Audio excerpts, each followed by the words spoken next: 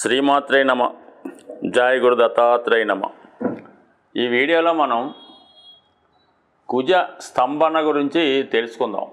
ముఖ్యంగా అక్టోబర్ 20వ తారీఖు నుంచి జనవరి 21వ తారీఖు మధ్యలో కుజగ్రహం కర్కాటక రాశి యందు సంచరిస్తూ అదే రాశిలో సుమారుగా 93 రోజులు ప్రయాణం చేసి వక్ర గమనంలో తిరిగి మనకి జనవరి 21న వక్ర గమనంలో మిథున రాశిలోకి ప్రవేశించడం జరుగుతుంది.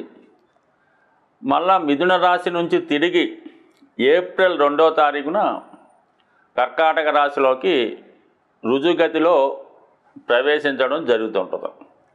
అంటే మొత్తం ఇంచుమించుగా మనం ఈ కుజుడు కర్కాటక రాశిలో ఉండగా ఏర్పడబోయే ఫలితాలు వివిధ రాశుల మీద ఏ విధంగా ఉంటుందన్న విషయాన్ని మాత్రమే ఈ వీడియోలో తెలుసుకుందాం. దాని తర్వాత జనవరి 21 నుంచి ఏప్రిల్ 2 వరకు మిథున రాశిలో ఉన్నప్పుడు ఏ ఫలితం ఇస్తాడన్నది అది ఇంకొక వీడియోలో తెలుసుకుందాం. అయితే పర్టికులర్గా ఇప్పుడు ఈ కుజగ్రహం గురించి కర్కాటక రాశిలో ప్రవేశించగా పర్టికులర్గా వీడియో చేయడానికి ఏంటంటే, సాధారణంగా కుజుడు ఒక రాశి నుంచి ఇంకొక రాశిలోకి మారడానికి 40 నుంచి 45 రోజులు తీసుకోవడం జరుగుతుంటుంది. అయితే ఇది ఇంచుమించుగా ఈ 93 రోజుల ప్రయాణంలో మరి ఇదే రాశిలో కుజుడు వక్రించి నెమ్మదిగా వెనక్కి వెళ్ళడం, ఏ గ్రహం అయినా సరే వక్రించే ముందు రుజుమార్గంలోకి వెళ్ళే ముందు ఒక విధంగా స్టడీగా ఉంటాయి. అయితే కుజుడు ప్రత్యేకంగా కొన్ని రోజులు ఏమాత్రం మూమెంట్ లేకుండా ఒకే పాయింట్లో కొన్నాళ్ళ పాటు ఉండడం జరుగుతుంటుంది. సో ఎక్కువ రోజులు ఒకే రాశిలో ఉండడం కూడా ఒక విధంగా కుజ స్తంభన అని చెప్తూ ఉంటారు. ఇదంతా కూడా ఆర్థిక మ్యాథమెటికల్ సంబంధించినటువంటి పాయింట్. కేవలం మన జ్యోతిష్ శాస్త్ర ప్రకారం కుజుడు అక్టోబర్ 20వ తారీఖున పునర్వసు 4వ పాదంలో ప్రవేశించి డిసెంబర్ 6, 7 తారీఖులో వక్ర గమనం పొందడం జరుగుతుంది. ఇది ఇంపార్టెంట్. అంటే డిసెంబర్ 6వ తారీఖున కుజుడు వక్ర గమనంలోకి వెళ్తాడు. ఆ వక్ర గమనంలోకి వెళ్తూ మళ్ళీ నెమ్మదిగా ఈ పుష్యమి పునర్వసు 4వ ఇలా వెనక్కి వెళ్తూ తిరిగి జనవరి 21 నాటికి మిథున రాశిలోకి ప్రవేశిస్తాడు. మరి ఈ కర్కాటక రాశిలో ఉన్న 93 రోజుల్లో మరి కుజుడు ఎటువంటి ఫలితాలు ఇవ్వడం జరుగుతుంది అని పరిశీలించినప్పుడు కర్కాటక రాశికి ఒక ప్రత్యేకత ఉంటుంది. ఇది కుజునికి నీచ క్షేత్రం. అంటే కుజుడు ఆ రాశిలో నీచపడి ఉంటాడంటే ఒక విధంగా బలహీనపడి ఉంటాడు. సో దాంతోపాటుగా మరి ఈ కుజుడికి మెయిన్ మనకున్నటువంటి సుపీరియర్ ప్లానెట్స్లో అంటే మనకి భూమికి దగ్గరగా ప్రయాణించే గ్రహం ఇంచుమించుగా కుజగ్రహం. దానికి బాగా వెనకాదల గురుగ్రహం, దానికి వెనకాల బాగా వెనకాల చివరిగా శనిగ్రహం ఉండడం జరుగుతూ ఉంటుంది. మరి కుజుడు భూమికి దగ్గరగా ఉండడం వల్ల మనకి భూమి మీద అంటే భూమి మీద ఉన్నటువంటి ప్రజానీకం మీద కుజుడు యొక్క ప్రభావం చాలా ఎక్కువగా ఉంటుంది. మరి అలాగే ఈ కుజునికి గురువుకి శనికి ఉన్నటువంటి సంబంధాన్ని కూడా మనకి ఈ గ్రహాల ప్రభావం ఈ మానవాళి మీద పడడం జరుగుతుంటుంది. మరి ప్రస్తుతం కుజుడు కర్కాటక రాశిలో సంచరించగా శని అష్టమ స్థానంలో సంచరించడం అన్నది అంటే ఇద్దరికీ కూడా షష్టాష్టకాలు రావడం జరిగింది. అంటే కుజుడు కర్కాటక రాశిలో ఎన్ని రోజులు ప్రయాణించినా ఎవరికి అభ్యంతరం లేదు. కానీ శనికి 6వ స్థానంలో కుజుడికి శని అష్టమ స్థానంలో ప్రయాణించడం అన్నది చాలా వరకు జాతకుల మీద ఈ ప్రభావం చూపుతుంది. అలాగే దేశం యొక్క పరిస్థితులు కూడా చాలా వరకు ఎక్కువగా ఇబ్బందికర పరిస్థితులు దేశ పరిస్థితులు కూడా చాలా వరకు ఇబ్బందికరంగా ఉండే అవకాశం ఉంది.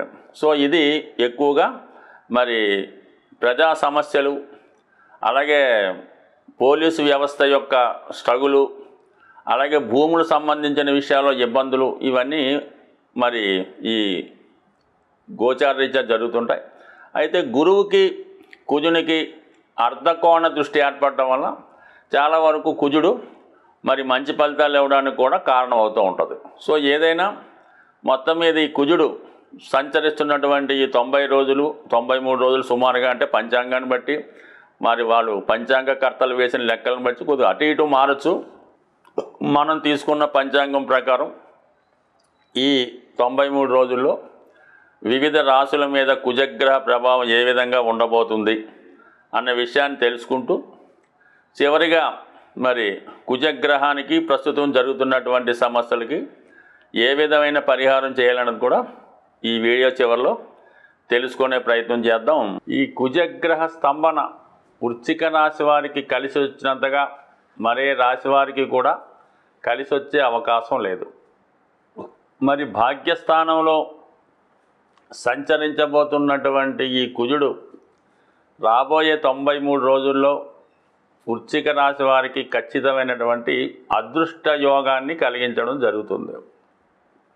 ముఖ్యంగా ఈ రాశిలో ఉన్నవాళ్ళు గతంలో ఏదైనా ఉద్యోగ ప్రయత్నం కానీ వివాహ ప్రయత్నం కానీ చేసి ఏదో కారణం వల్ల ఆగిపోయి ఉంటే అది ఇప్పుడు మీకు తిరిగి ప్రయత్నం చేయడం వల్ల 100% సక్సెస్ అయ్యే అవకాశం ఉన్నది. దాని తర్వాత ఇంచుమించుగా మీకు అక్టోబర్ 20 నుంచి ఒక 6 నెలల లోపల విదేశ అవకాశాలు రావడం జరుగుతుంది. అది ముఖ్యంగా వివాహం ద్వారా కూడా జరగవచ్చు.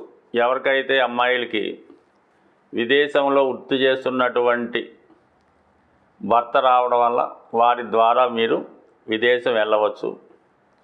లేదంటే పెద్దవాళ్ళు లాంటి వాళ్ళు ఎవరైనా ఉంటే వాళ్ళు పిల్లల్ని కలుసుకోవడానికి కానీ లేదా దూర ప్రాంతంలో ఉన్నటువంటి పుణ్యక్షేత్రాలు దర్శించుకోవడానికి, ముఖ్యంగా లేదంటే వారి యొక్క ఆరోగ్యాన్ని బాగు చేసుకునే విషయంలో ఇటువంటి ప్రయాణం చేయవలసి ఉంటుంది. అది ఖచ్చితంగా వారికి అనుకూలించే అంశమే. ఏదైనా ఒక భావంలో ఉన్నటువంటి గ్రహం తన భావం నుంచి అనుకూలమైన స్థానంలో, అంటే 5వ స్థానం 9వ స్థానం లేదంటే కేంద్ర కోణాల్లో ఉన్నప్పుడు ఖచ్చితంగా ఆ భావ ఫలితాలు జాతకుడికి అనుకూలించడం జరుగుతాయి. మరి ఈ కారణం వల్ల జాతకుడికి ఆరోగ్యం బాగుపడుతుంది. భూములు స్థిరాస్తుల మీద ఉన్నటువంటి సమస్యలు పరిష్కారమై వాటిపైన ఆదాయం లభిస్తుంది. ముఖ్యంగా రక్త సంబంధికులు అన్నదమ్ములు మీకు బాగా ఉపయోగపడతారు, సహాయపడతారు. 9లో ఉన్నటువంటి కుజుడు చతుర్థ దృష్టితో వ్యయాన్ని వీక్షిస్తాడు. ఆ కారణం వల్ల మీరు ఏదైనా గృహ నిర్మాణం చేపట్టడం కానీ, గృహాన్ని కొనుక్కోవడం కానీ, ఏదైనా భూమి స్థిరాస్తి ఖాళీ స్థలాలు లాంటివి కొనుక్కునే అవకాశం ఉంది. లేదంటే గృహాన్ని రిపేర్ చేయడం, అందంగా అలంకరించడం, వాస్తు దోషాలు సరిచేసుకోవడం లాంటివి ఈ సమయంలో అనుకూలించే అవకాశం ఉన్నది. మరి సాధారణంగా వృశ్చిక రాశి వారికి వారు నివసిస్తున్నటువంటి గృహంలో దక్షిణ దిక్కుకి సంబంధించినటువంటి వాస్తు దోషాలు ఏవైనా ఉంటే అవి ఈ సమయంలో కొంతవరకు ఫలితాన్ని ఇవ్వడం జరుగుతూ ఉంటాయన్నమాట. అంటే దక్షిణ దిక్కు వాస్తు దోషం వల్ల ఎటువంటి దోషాలు కలుగుతాయంటే ముఖ్యంగా ఆ ఇంటి యజమాని వృశ్చిక రాశి వాడు అయి ఉంటే, దక్షిణ దోషం కలిగిన ఇంటిలో ఉంటే వాడికి వ్యసనాల మీద ఆసక్తి కలుగుతుంది. ఎక్కువగా మరి భార్యతో విభేదాలు, భార్యకి అనారోగ్యం వల్ల, ముఖ్యంగా గైనికి సంబంధించిన ప్రాబ్లం వల్ల, భార్యాభర్తల మధ్య ఎడబాటు రావడం వల్ల ఫిజికల్గా మరి జాతకుడు ఏదో విధమైన బలహీనతకి వ్యసనానికి లోనై మరి రాను రాను వాళ్ళ మధ్య గ్యాప్ పెరుగుతూ ఉంటుందన్నమాట. అందువల్ల మరి ఈ సమయంలో వాస్తుపరమైన దోషాలు ఏవైనా ఉంటే వాటిని సరి చేసుకోవడం కూడా ఒక అవకాశం ఉంది. ఎందుకంటే మరి కుజుడు వ్యయాన్ని చూసినప్పుడు కుజుడు అటువంటి భూములు స్థిరాస్తులు బాగు చేసుకోవడం వాటి కొనుక్కోవడం చేయడం జరుగుతూ ఉంటుంది. మరి కుజుడికి షష్టాధిపత్యం రావడం వల్ల మరి ఆరోగ్యం కొరకు కూడా శ్రద్ధ తీసుకోవాల్సి ఉంటుంది. ముఖ్యంగా రుణాలు, అప్పుల వాళ్ళ బాధ ఎక్కువగా ఉంటుంది ఈ సమయంలో. అయితే మీరు దాన్ని తీర్చే ప్రయత్నం చేస్తారు. ఏదో విధంగా మీకు బంధువుల దగ్గర కానీ బయట కానీ రుణం తెచ్చి ఉంటే వాళ్ళు మీ పైన ఎక్కువ ఒత్తిడి తేవడం జరుగుతూ ఉంటుంది. ఆ ఒత్తిడి తేవడంతో మీరు ఏదో రకంగా దాన్ని తీర్చివేసే అవకాశం ఉంది కాబట్టి తీర్చివేయడం జరుగుతుంది. ఎందుకంటే మీకు ధనాధిపతిగా ఉన్నటువంటి గురువు అర్ధకోణ దృష్టితో కుజుడి మీద చూడటం వల్ల మరి ఈ విధంగా ఒక పౌరుషానికి వెళ్ళి వేరే విధంగా రుణం తీస్తారు. కానీ చాలా జాగ్రత్తగా ఉండవలసిన విషయం ఏంటంటే మీ దగ్గర ఉన్నటువంటి ఏదో ఒక స్థిరాస్తి ఈ సమయంలో చేయిజారిపోయే అవకాశం ఉంది. అంటే అది వేరే ఇంకొకటి కొనుక్కోవచ్చు, లేదంటే ఒక ఇల్లు అమ్మి వేరే చోట కొనుక్కోవచ్చు. కానీ తప్పనిసరి పరిస్థితుల్లో ఒక స్థిరాస్తి మీరు రాబోయే 6 నెలల్లో అమ్మడం జరుగుతుంది. అలాగే స్థాన చలనం జరుగుతుంది. ఇప్పుడు ఉన్నటువంటి ఇంటి నుంచి కానీ వేరే ఇంటికి మారవలసి వస్తుంది, లేదంటే మీరు నివసిస్తున్నది ఏదో కారణాల వాళ్ళు విడిచిపెట్టి వేరే చోటుకి వెళ్ళవలసి ఉంటుంది. అలాగే ఉద్యోగ విషయంలో ఏదో కారణం వల్ల ఉద్యోగం మానివేయడం కానీ పోగొట్టుకోవడం కానీ జరిగే అవకాశం ఉన్నది.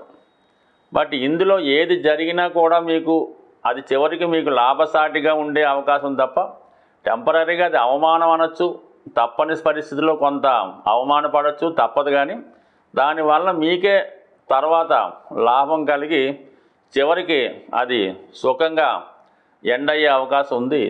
ఎవరి జాతకంలోనైనా వాడు ఖచ్చితంగా ఉద్యోగంలో అభివృద్ధి చెందాలన్నా, వ్యవసాయ వ్యాపారాల్లో పోటీని ఎదుర్కొని నిలబడాలన్నా, ఒక సాధారణ స్థాయిలో జీవనాన్ని ప్రారంభించి ఉన్నత స్థాయికి ఎదగాలంటే కుజగ్రహ అనుగ్రహం తప్పనిసరిగా ఉండాలన్నమాట.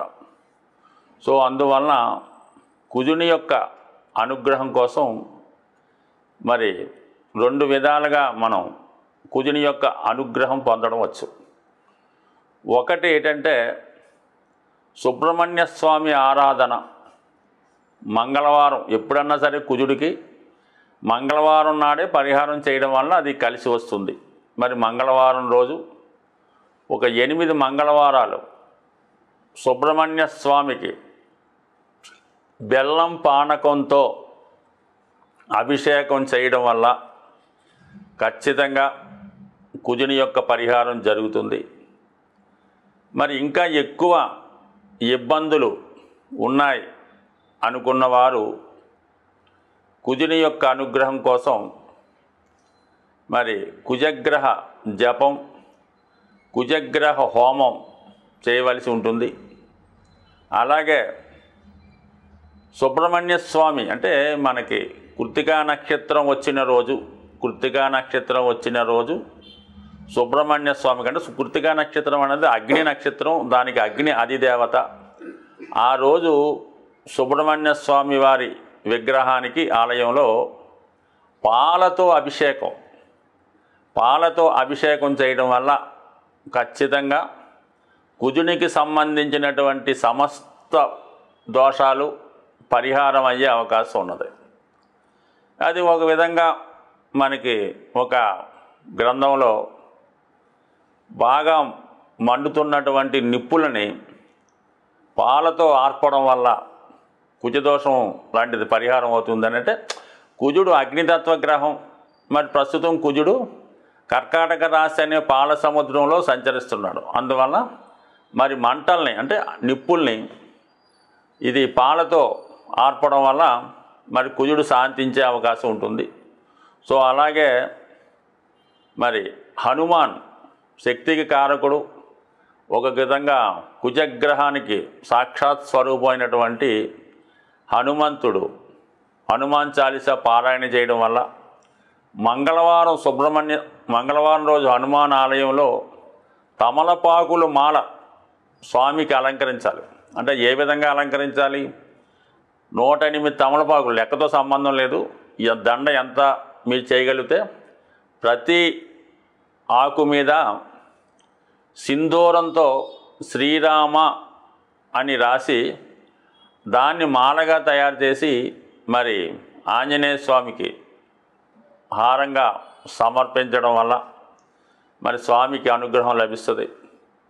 మరి ఇంకా చాలా చిట్కా రెమెడీ లాంటిది ఏంటంటే మరి చిన్ని కృష్ణుడికి అంటే కృష్ణ దేవాలయంలో కృష్ణుడికి వెన్న నైవేద్యంగా పెట్టడం వల్ల 100% కుజదోష పరిహారాలు, అంటే కుజదోష పరిహారం లేదు, కుజుడు దోషం అంటే కుజుడు పరిహారం చేసుకోవడం వల్ల కుజదోషం, అది పెళ్ళికి సంబంధించింది కుజదోషమే కాదు, ఒక జాతకుడు చెడు అలవాట్లు ఉన్నా వాడికి కుజదోషం ఉన్నట్టే, రోజు మందు తాగుతున్నాడు కుజదోషం ఉన్నట్టే, ఊరికి అందరినీ ఏడిపిస్తున్నాడు, అమ్మాయిని ఈవిటేజింగ్ చేస్తున్నాడు, చైన్ స్నాకింగ్ చేస్తున్నాడు, అది కూడా కుజదోషమే, పిక్ పాకెట్ చేస్తున్నాడు కుజదోషమే, ఇంట్లో డబ్బులు పట్టుకుపోతున్నాడు కుజదోషమే.